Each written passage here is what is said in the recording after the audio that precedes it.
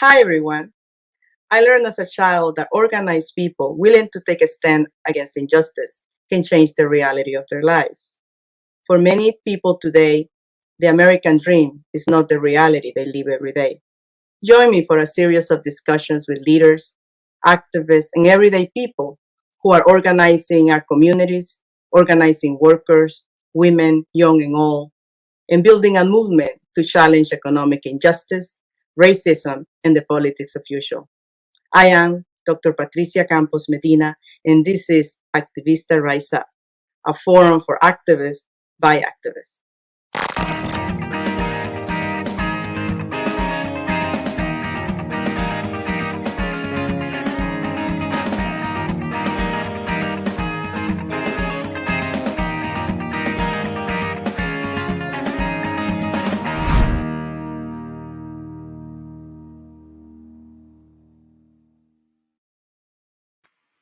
Welcome to Activista Rise Up. I am Dr. Patricia Campos-Medina, and today I am proud to kick off this forum by activists for activists with a very special guest, Chuck Rocha. Chuck is the author of a new book, Tio Bernie, inside the story of how Bernie Sanders brought Latinos into the political revolution.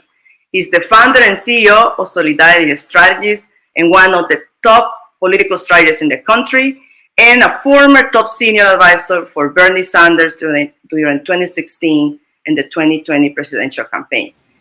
Welcome, Chuck. So glad to have you join me today. Thanks for having me. Yeah, I'm so proud of you and all that you'll be able to accomplish so far. I know that you get up very early and you do a million things by 4 a.m. So how are you doing already? How are you feeling? Today I feel good. I've already worked out and lifted weights for an hour. I've already ran a 5K. I've already been to the post office. And I've already done 2 conference calls.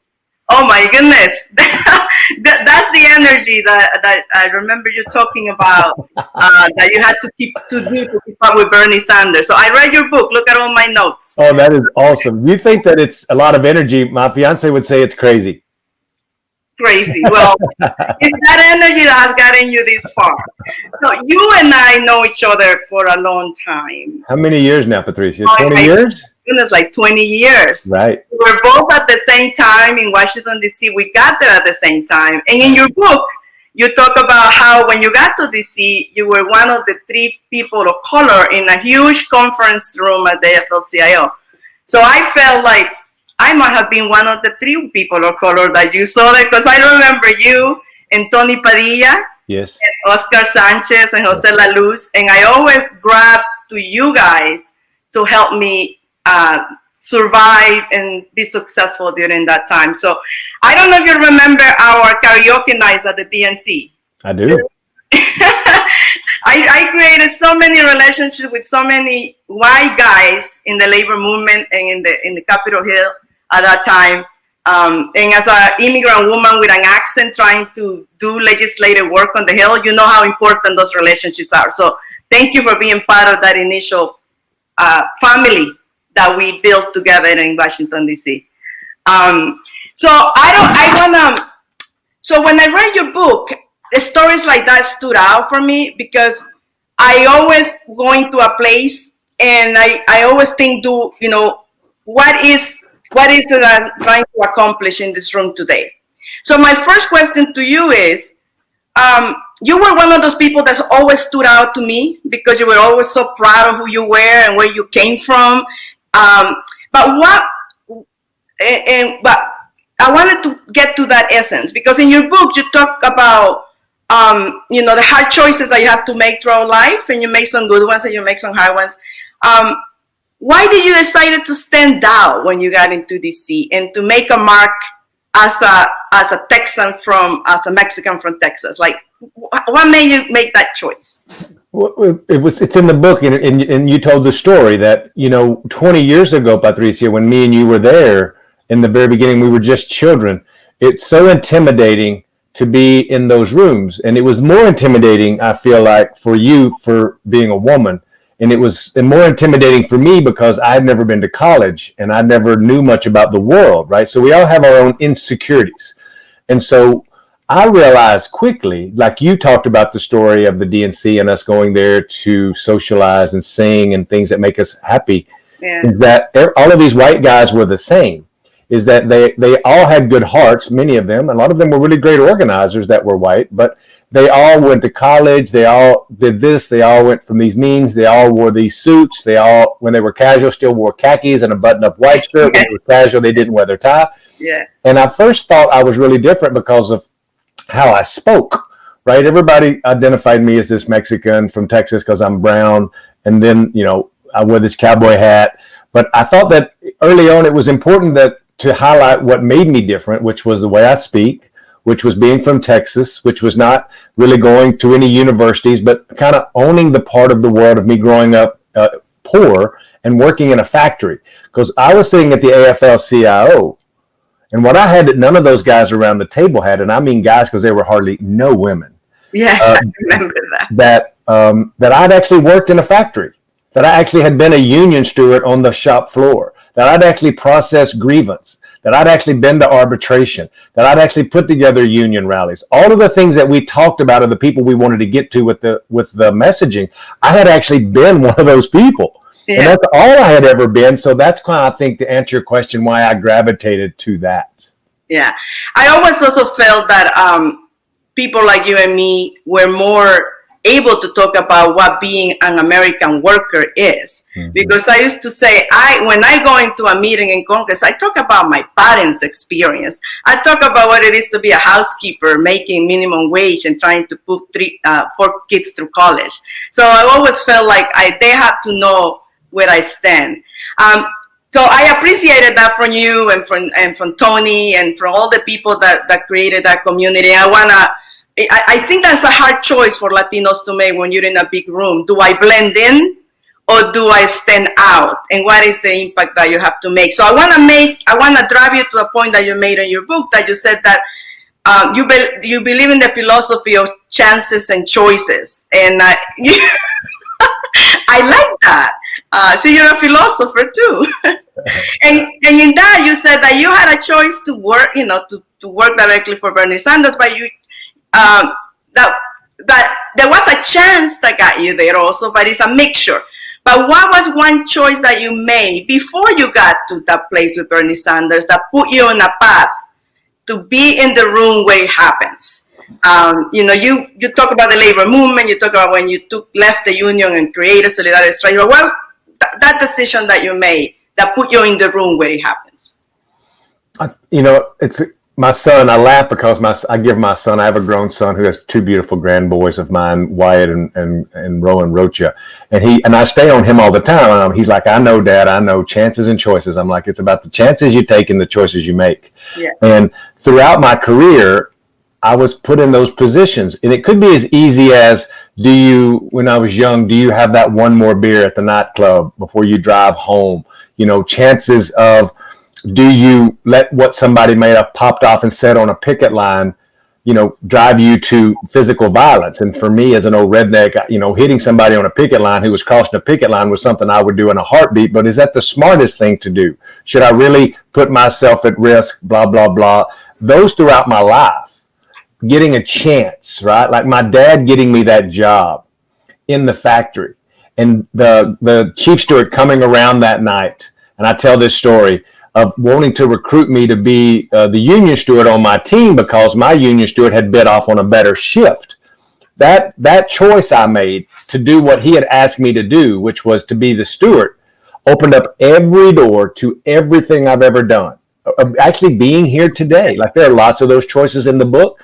But the first one, and one of the most important ones, was to accept the job of being the union steward. And let me be clear, I was not a union activist. I knew nothing about the union. I knew nothing about the world. I literally told him I would do it because he explained to me, it's a funny part of the book, that if I was to be the union steward and I needed to do union work, the union would bring somebody in on overtime to do my job for me. And I was like, oh my God, that sounds like a great thing. Sign me up to do that. You were talking to your own personal needs. Yes.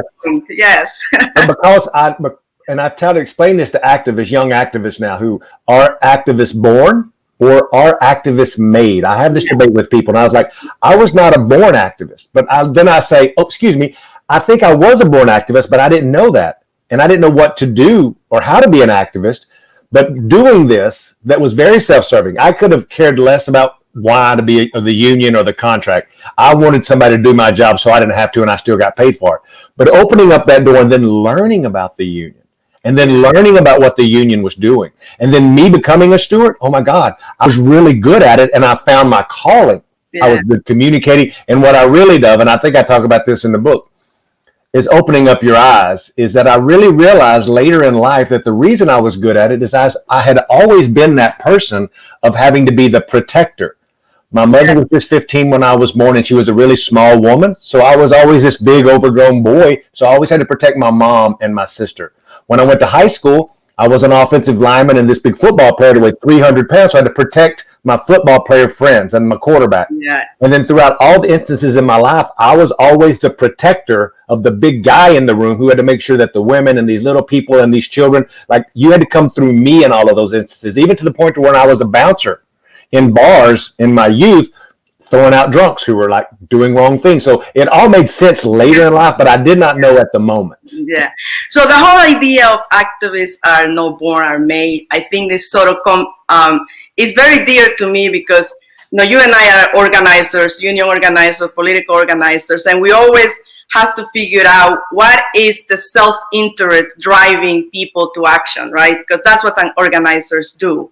So in your book, you also talk about when Bernie Sanders asked you, Chuck, why do you say Latinos don't vote? So in applying the whole idea of Latino voters are not born, they're made, I think I applied that logic to you. But what did you say to Bernie Sanders to get him to invest in the plan that you have been selling for a long time? Because you have been selling the Latino vote. People like you and me have been talking about we need resources to ask Latinos to vote. But what get you to be ready to tell Bernie Sanders, yes, they don't vote, but this is how we're going to turn it around? Me and Bernie had a conversation after the first presidential election, and I put it in the book about us having a talk before the 2018 election. And he's just asking me, like, Chuck, I always hear that Latinos don't show up at the biggest numbers as white people and blah, blah, blah. And why do Latinos not vote? And I just told him that nobody really made it a concerted effort to come to the community and have that conversation. And he asked me what we would do to make that different if he ran. And at that moment, he's still considering running for 2020. And I told him, and I think that the key to that is, and he got it, and he bought into that. Now, at that point, there wasn't a presidential election yet for him.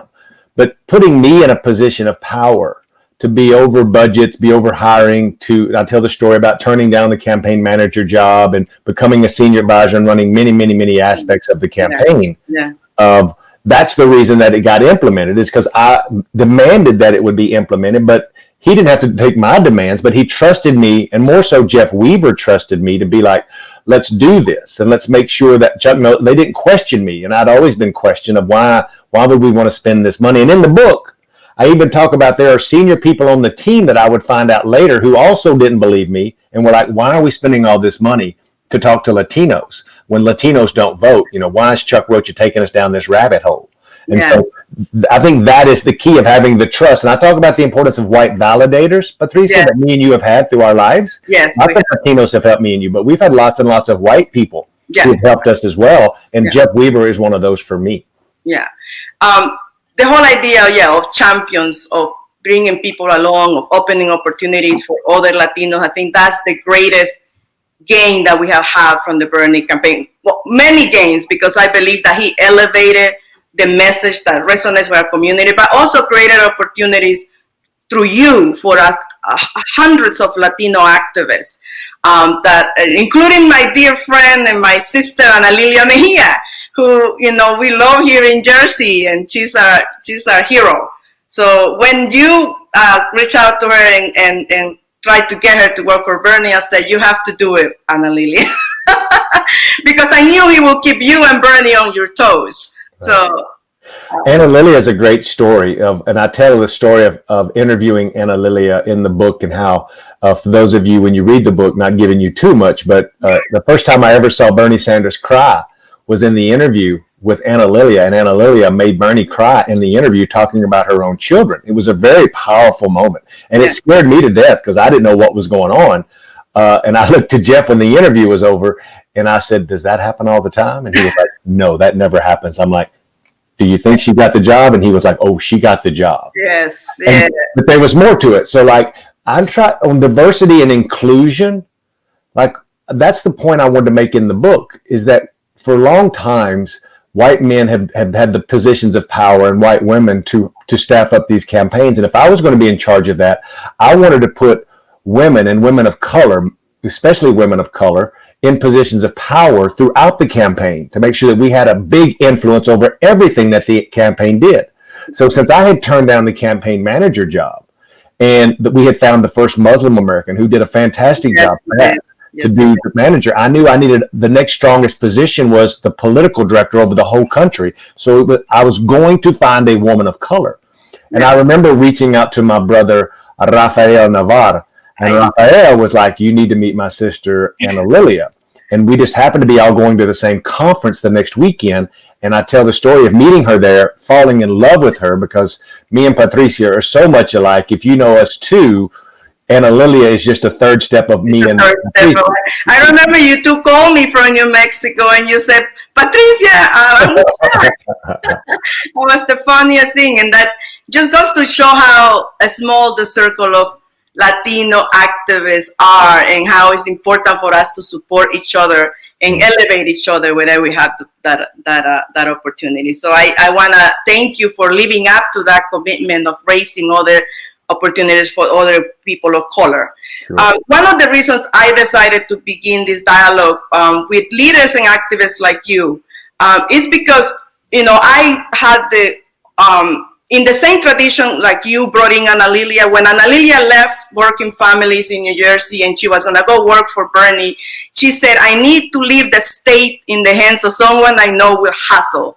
And you need to take over as vice chair of Bernie in New Jersey. And I was like, okay, whatever you want me to do. So I got the opportunity to go all over New Jersey organizing early on in September, 2019, organizing committees for Bernie. And I met a lot of people, not just Latinos, but young white activists, women activists that built this campaign.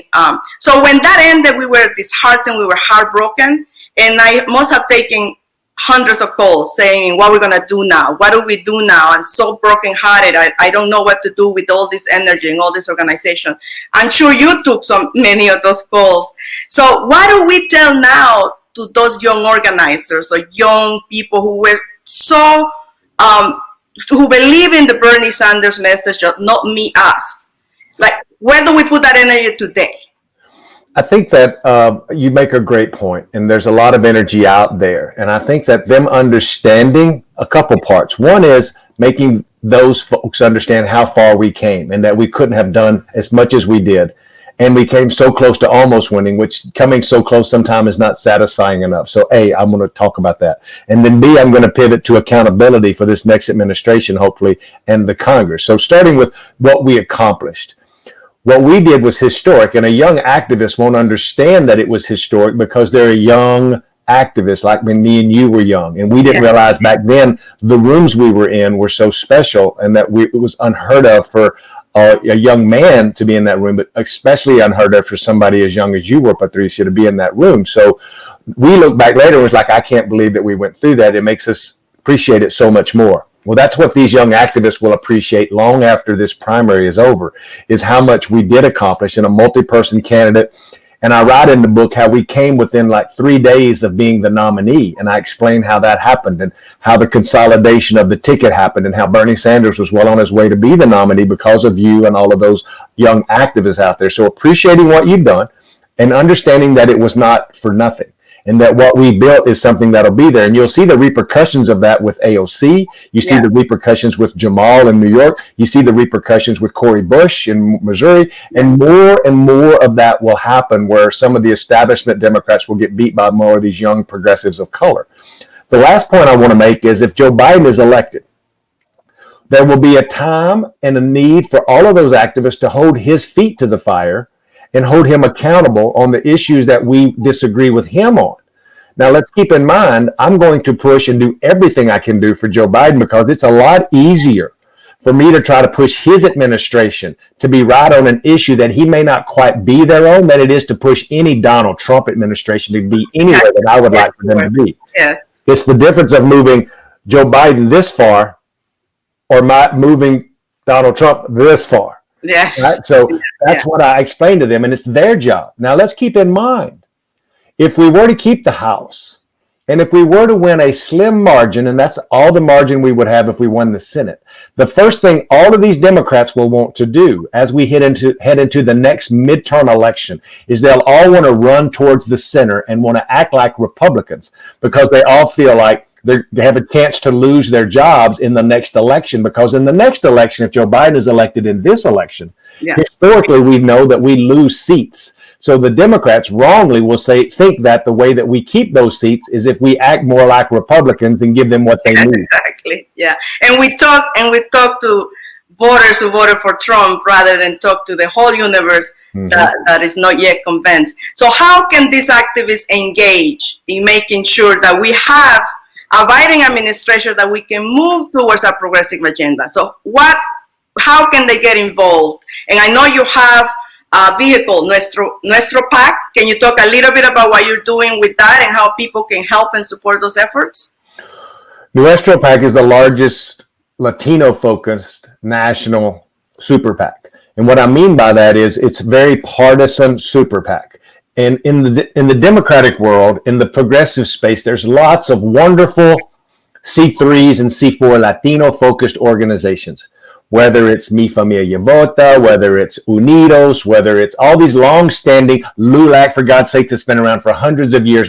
There are great groups that are doing good work in our community.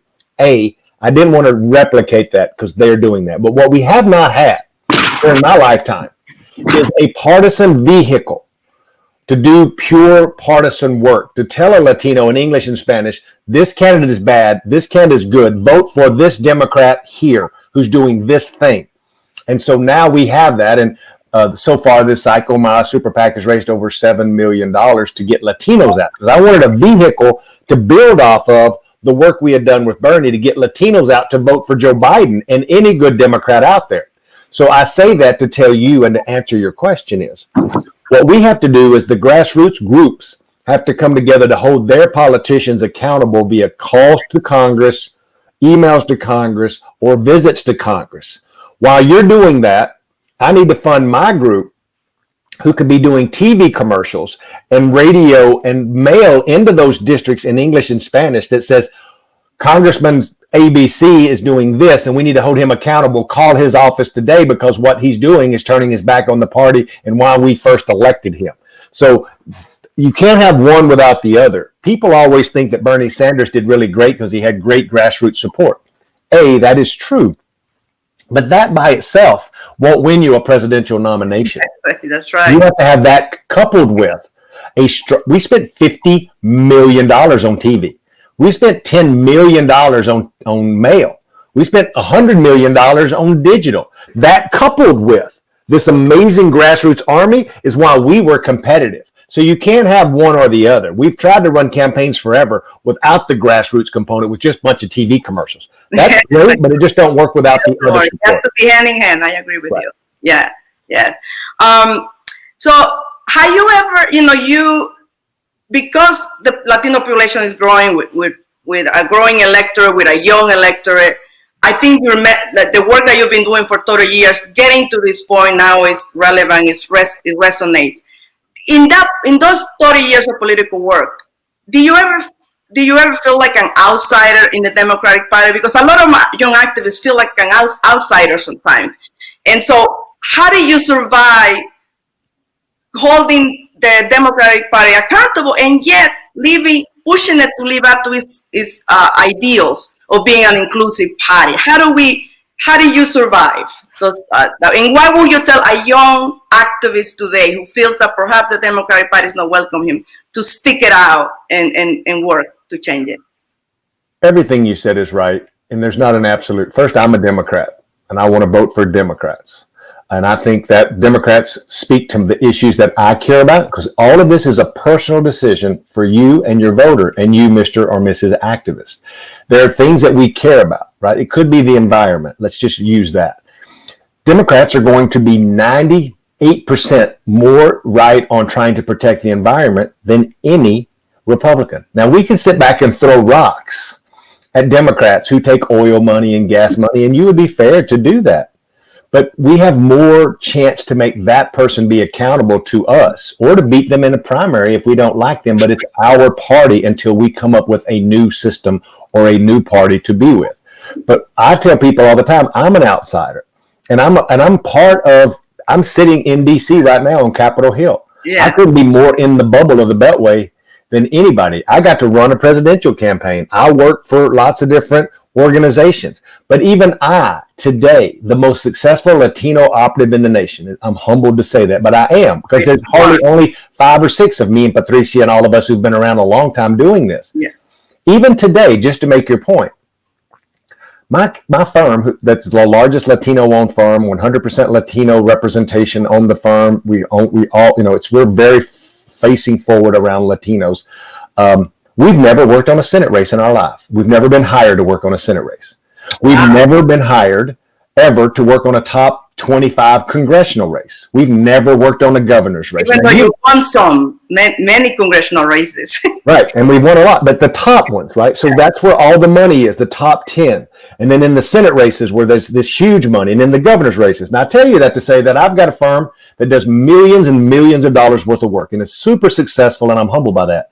Yet, I'm still not accepted in enough to be in the elite class of all white consultants, and they're all white men and all white women who run all of these races at that level. Once you get to that level, it's this small group of people, and they all do all of that work. And most of that work is great work. My point is that we have to change the face of that work and offer up for women of color, men of color to be in that room, because the demographics are changing that we reach out to. The same old way we've always ran campaigns is not the way that they should always be run. And that's why I wrote the Tio Bernie book. So yes, I'm in the bubble, and yes, I'm accepted by some. And most of our work is organizational. MoveOn.org, Our Revolution, Sierra Club, Unidos. Like, that's where I make my money. And then to Patricia's point, insurgent, congressional candidates, or the mayor of Providence, Rhode Island, who I worked for, Jorge Alorza, who was a Guatemalan, right? So like people like that, I go seek out, and try to get to work for them. Yeah. Well, the changing demographics, the changing dynamics of the race, how America is changing, I think is opening opportunities for more Chuck Rochas and more solidarity strategies. And one of the ways that we could help those young Latinos is to just be the mentors and inspire them to continue saying it's okay sometimes to be an outsider, but if you stick to your values and you continue working hard, you can change the political party. So in the context of where we are, in the context that the Democratic Party and the top pollsters and the top political strategists I feel sometimes are using the same strategy to get voters out. The polling shows that Donald Trump is even with Latinos with Biden on support. So what is your take on this current polling, and how do we, because it ought to be, the difference should be wider, but in the polling that they're conducting, it shows that it's very close. What is your take on that polling, and how can we, as activists, change that and push it towards let's really get Donald Trump afuera? There's a few things happening, and that's a big question. One is that he's only tied with certain polls in Florida, and that's where it's really tied with Latinos. In polls in North Carolina and Arizona, Latinos are still supporting Joe Biden at like 67% to like 30% in most of those polls. But that's still, we shouldn't be satisfied with that. And a couple of things have happened of the reason why that is. The first thing is Donald Trump was smart, and he went up on Spanish TV in the summer, started talking to our people, not about why Donald Trump was great, but why Joe Biden was so bad in his opinion. Yeah, I remember. So he spent $1 million talking to Latinos in Spanish before Joe Biden ever went on TV. And that was a mistake. And now Joe Biden has made up for that, but he started just slower. Now Joe Biden has spent much more money than Donald Trump talking to Latinos, but he's done all of that really late.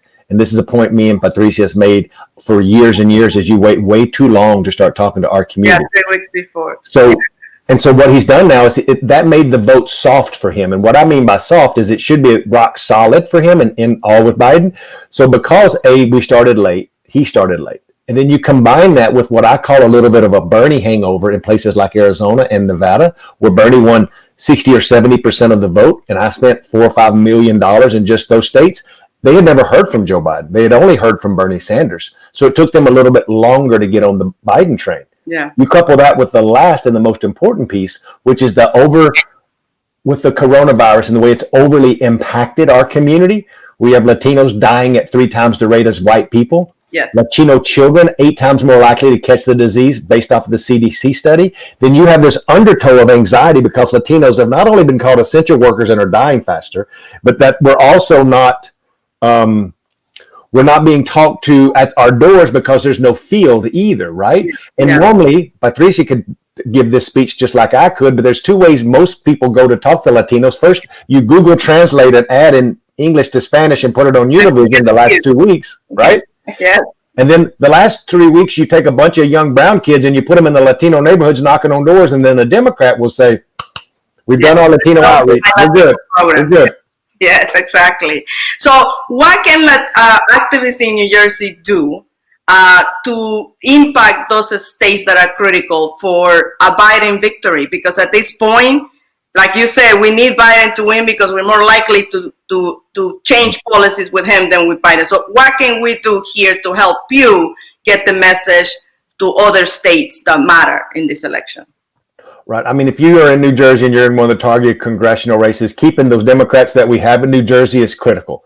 And having a chance to beat a few Republicans maybe in New Jersey, that's also, but I understand that the gerrymandering of what the New Jersey congressional districts are like, there's not a whole lot of opportunity, right? Yes. I get that.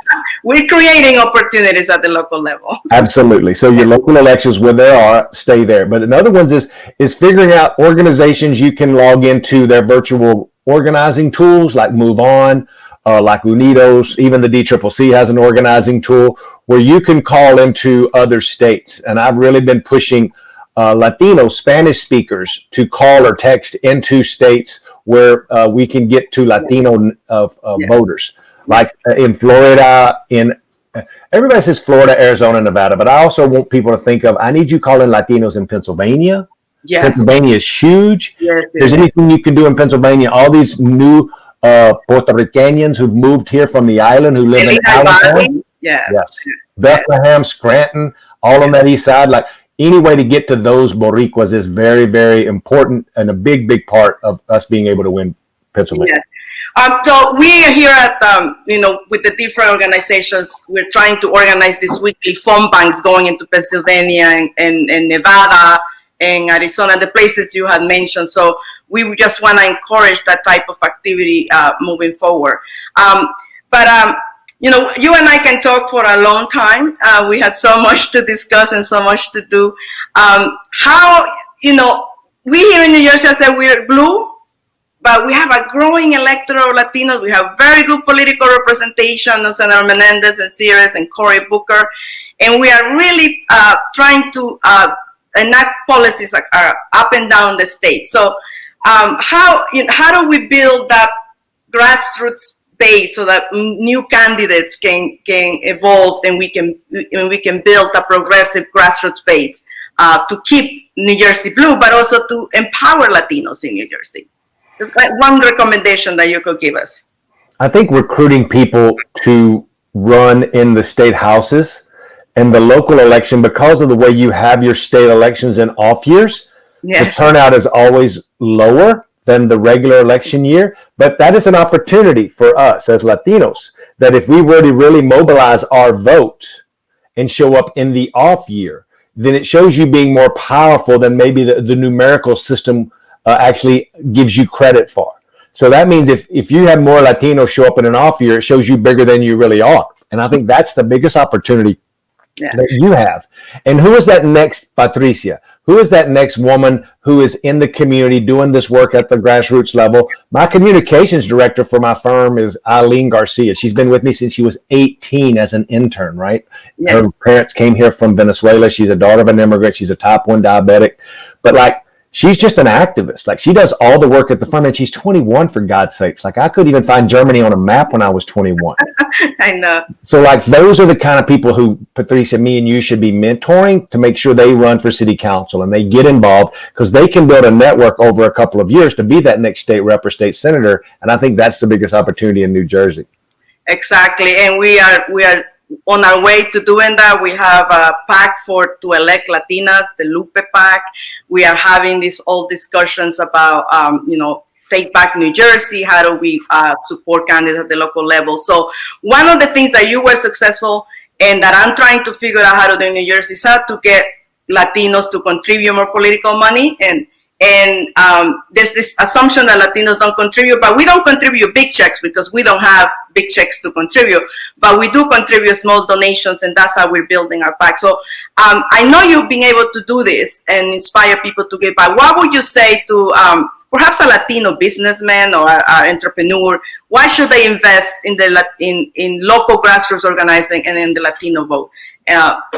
Because that's always a pet peeve of mine, how we have to go outside of our community and convince white politicians to give us money. So how do we build that base to get money from our community to do political organizing? I think it starts with asking, and I think that outside of we think that that Latinos won't give. Yeah. When Latinos won't give if we don't ask them. And I think we have to ask more Latinos and hope that 10% of them give. People don't realize that Bernie Sanders raised millions and millions of dollars from young Latino I should just say any Latino donor, because they were young and old. Yeah. He gave, I think at the last count was like over $10 million to Bernie Sanders in small donations. And I think that's where you build from, is if when you have a candidate who actually can get to that demographic and give them a link to give the credit card to give $20, they will give. You know, one of the proudest things I've seen with Nuestro PAC, and yes, we've raised some large dollar contributions, but just when I released this new ad this week, Mi País, which is our Puerto Rican ad going after Donald Trump, we had 535 people give online donations to Nuestro PAC. Now I'm going to go back and see how many of them are Rodriguez and Gonzalez and Rocha and Campos, and because I want to see, and I want to you, because this has been my pet peeve, of how do you cultivate these donors over a long period of time to get others donating. And so know that I don't have all the answers, but I have seen it start to work with now people becoming way more comfortable giving a little bit of donation online. I truly believe that with giving, it works like with voting.